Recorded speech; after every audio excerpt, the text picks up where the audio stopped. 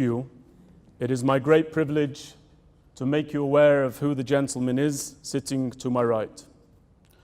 Brigadier General Amir Avivi is a retired officer from the Israel Defense Forces. His most recent position was that as the head of the auditing and consulting department of the Israeli Defense Establishment, where he served from 2014 to 2016.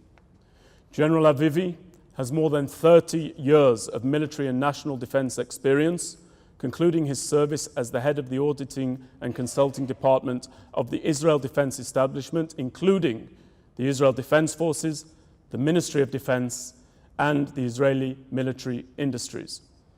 In that position, Avivi managed more than 100 auditors and advisors and was responsible for audit and consulting in various fields of expertise, including military readiness, budgeting, procurement, projects, bids, cyber, logistics, infrastructure, and operations.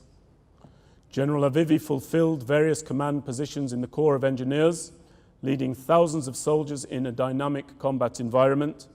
Avivi served as brigade commander, deputy division commander, and head of the Military School of Engineers. He also served as the aide-de-camp for the Chief of the General Staff of the Israel Defense Forces, Lieutenant General Moshe Ya'alon. Avivi was at the heart of policy-making process in the Israeli government and the defense establishment during that term. He has an MBA majoring in internal audit, an MA in national security and political science, and a BA in political science and American history, afforded and accorded to him by Bar-Ilan University. He is a graduate of the Israeli National Defense College. I welcome General Amir Avivi.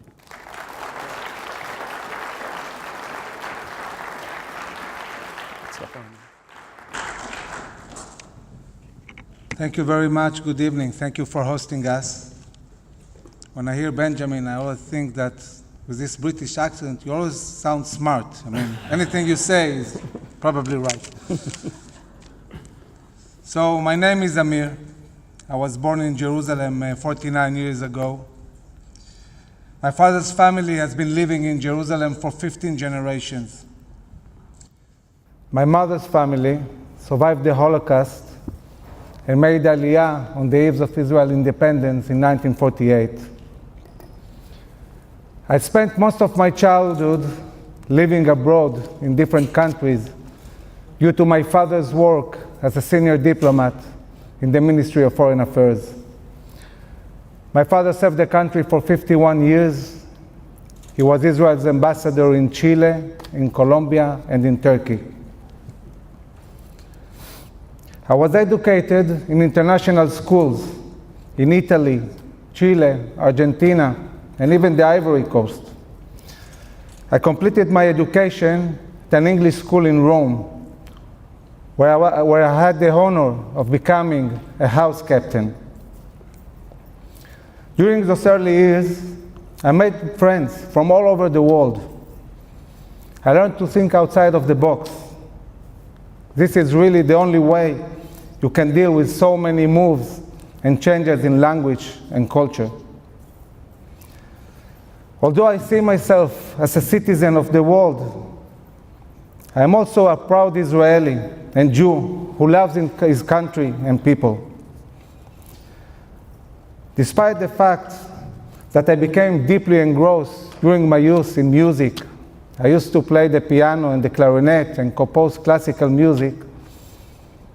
But at the age of 18, I returned back to Israel from Rome, joined the army, and I don't know how, but somehow I remained 30 years in service, commanding thousands of soldiers in operations, in training, and losing some of my best friends in combat. Today, two of my kids are serving in the army. My daughter Ariel, she's 21 years old, and she's about to become a company commander. And my son Ofek, 18 years old, followed my steps and joined 2 months ago the combat engineers. I had many sleepless nights in the 30 years of service. I was sure that once I leave the army, I will be able to sleep well at night and Soon enough, I found out that, again, I have sleepless nights. Now it's because of my daughter and son who are serving in the different places in Israel. I came here today to present to you a creative and fresh solution to the Israeli-Palestinian conflict. Together with Benjamin, we will present the new state solution. I believe it to be the only viable and first solution for the people of Israel and the Palestinian people.